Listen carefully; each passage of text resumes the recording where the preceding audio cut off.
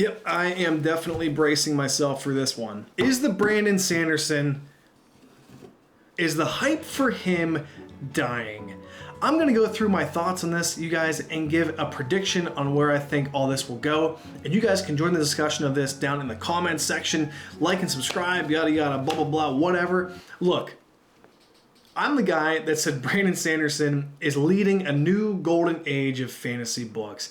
There's even a video on my channel, guys, go check it out, that I talk about him and the other amazing authors that I feel are launching this amazing movement that we're all seeing right now. But we're all now living in the first few days after the release of his latest book, and probably the biggest release in all of bookdom in years.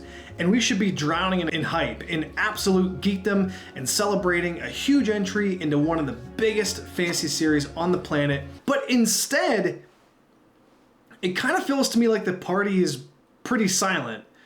Kind of feels to me like the music was playing, everyone was having a great time, and then someone farted. Now, on paper, you guys might say, Chronicler, you're a moron.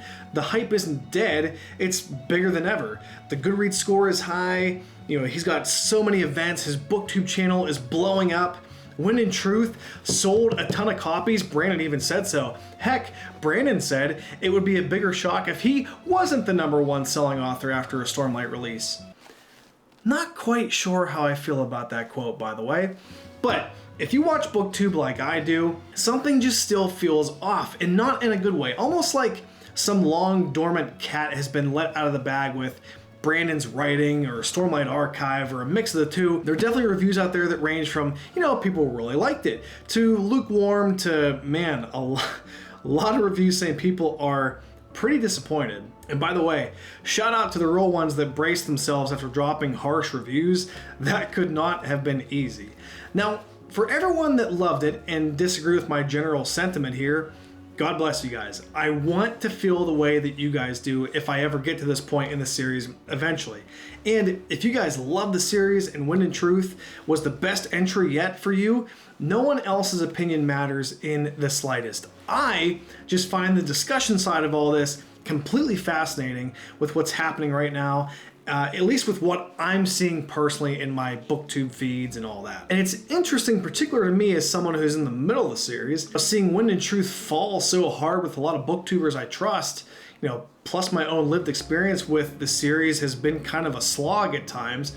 It's really making me lean into either taking a long break from the series or maybe not even finishing it. And this is crazy to me.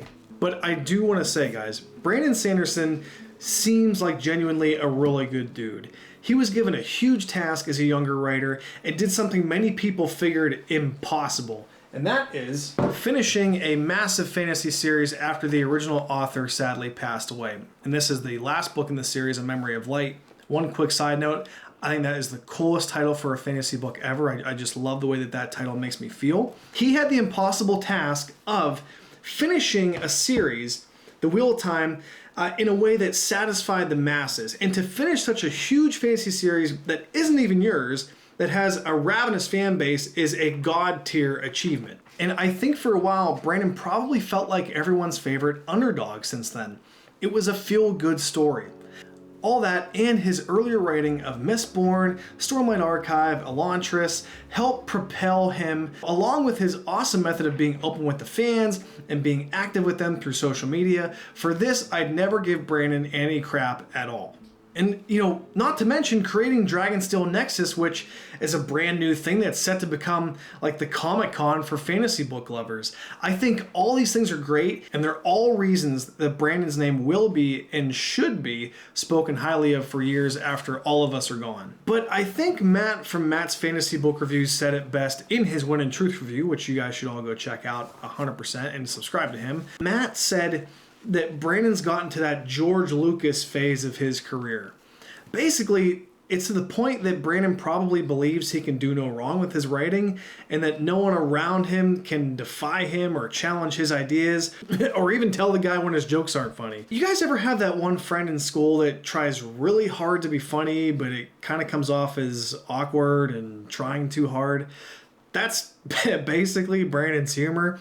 And I think it's only gotten worse the more popular he's become. Why? Because now it's like we all gave that unfunny kid from school a golden crown and a gigantic microphone, and we were all chained in our seats listening to his stand-up now. The big question is ultimately, where is this all going? And let me tell you guys the spicy part first, okay? I think Brandon's next book is going to be his most important one in a while. Will it still sell bonkers no matter what? Yeah. Will his Goodreads score still be inflated no matter what? Yeah, probably.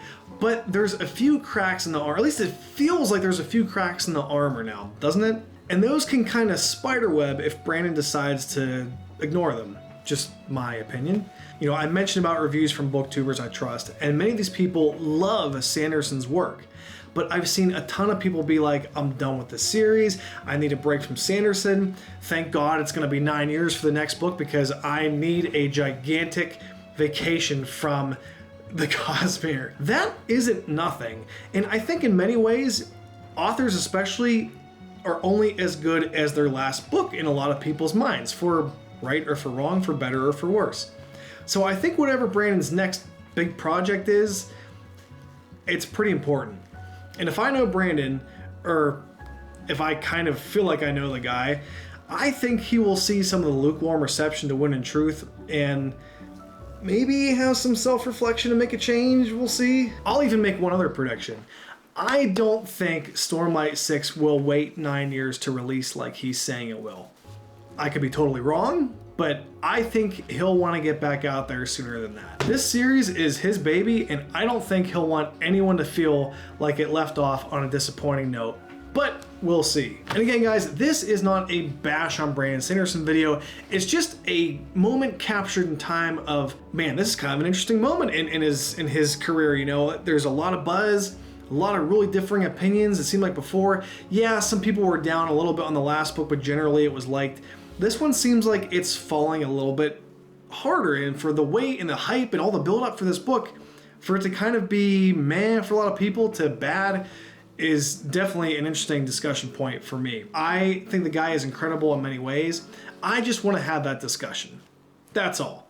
And I think it was fun. If you did too, guys, please leave a like, subscribe even. We're reading and talking all things fantasy and Goosebumps as well. Love you, Goosebumps. I'm Midnight Chronicler, and I will talk to you all very, very soon.